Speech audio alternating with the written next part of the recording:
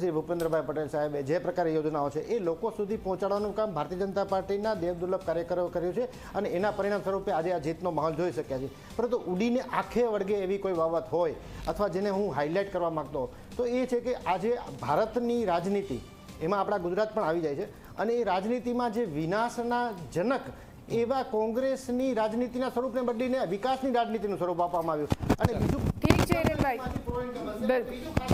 હા એટલે સૌથી મોટો આપની પાસે આવું છું હિરેનભાઈ, સૌથી મોટી વાત અને સૌથી મોટો સંદેશ એ છે કે આપની દિલ્હી બાદ ગુજરાતમાં કારમી હાર થઈ છે। સ્થાનિક સ્વરાજ્યની ચૂંટણીમાં ભાજપની સામે કોઈ નહીં ટક્કર દે।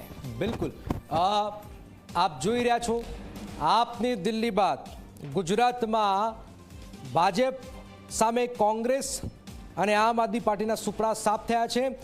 પણ કેટલીક સલાહ આમ આદમી પાર્ટી સલાહ જે નગરપાલિકા છે નિધિમાં વોર્ડ નંબર 1 અને 2માં એની પેનલ જીતી છે, એટલે મતલબ કે આ ઈસુદાન ગઢવી ત્યાં એમનો જે વિસ્તાર છે એમાં 2 વોર્ડ જીતાડ્યા છે। બાકી આપ જુઓ કે મોટાભાગના ઉમેદવારનો ખર્ચ જે છે માથે પડ્યો છે, આપના ઉમેદવારોને પ્રચારનો ખર્ચ માથે પડ્યો છે। કોંગ્રેસ આપ જુઓ આમ આદમી પાર્ટીના ઉમેદવારોને પણ મુશ્કેલી બધી જ મોટાભાગની પાલિકાઓમાં એમને ઉમેદવાર ઊભા રાખ્યા હતા, પણ લગભગ ઉમેદવારો જે છે એ એમની ડિપોઝિટ ડૂલ થતી હોય એ પ્રકારના મેસેજ હાલમાં આવી રહ્યા છે। આમ આદમી પાર્ટીનો સફાયો થઈ રહ્યો છે।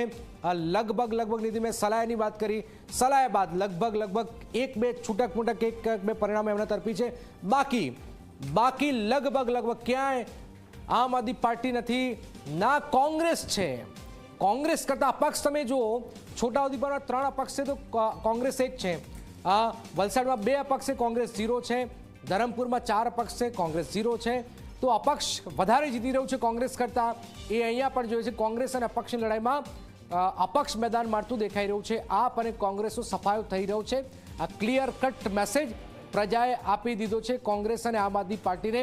ભારતીય જનતા પાર્ટી લગભગ એનું જે પરિણામનો રેશિયો છે નીતિ લગભગ આપણે 98-97% એવરેજ એમની રહેશે, કારણ કે એક આંકડાઓને બાદ કરતા લગભગ તમામ પાલિકાઓ ભારતીય જનતા પાર્ટી જીતી જશે, જે ટેલી આવી રહી છે એના પરથી તો એક મેસેજ છે। પણ જૂનાગઢ પાલિકામાં કોઈ સરપ્રાઇઝ એલિમેન્ટ ન નીકળવું એ પણ એક સૌથી મહત્વપૂર્ણ છે।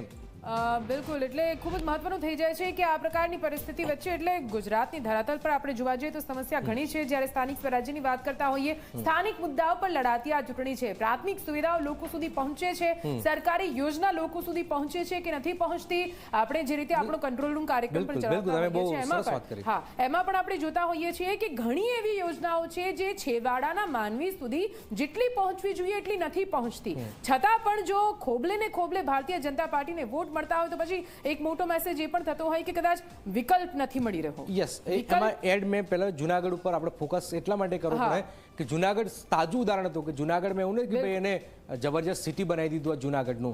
જૂનાગઢમાં ઢગલો સમસ્યાઓ છે, હમણાં પૂર આવ્યું હતું વરસાદની અંદર, જૂનાગઢ એટલું ગંદુ થઈ ગયું છે, સ્વચ્છતાનો અભાવ છે, કોઈ કંઈ સાંભળતું નથી। છતાં પણ જો ભારતીય જનતા પાર્ટી અહીંયા રિપીટ ન માત્ર પરફોર્મન્સ એમનું જો જબરજસ્ત પરફોર્મન્સ કરી રહ્યું છે તો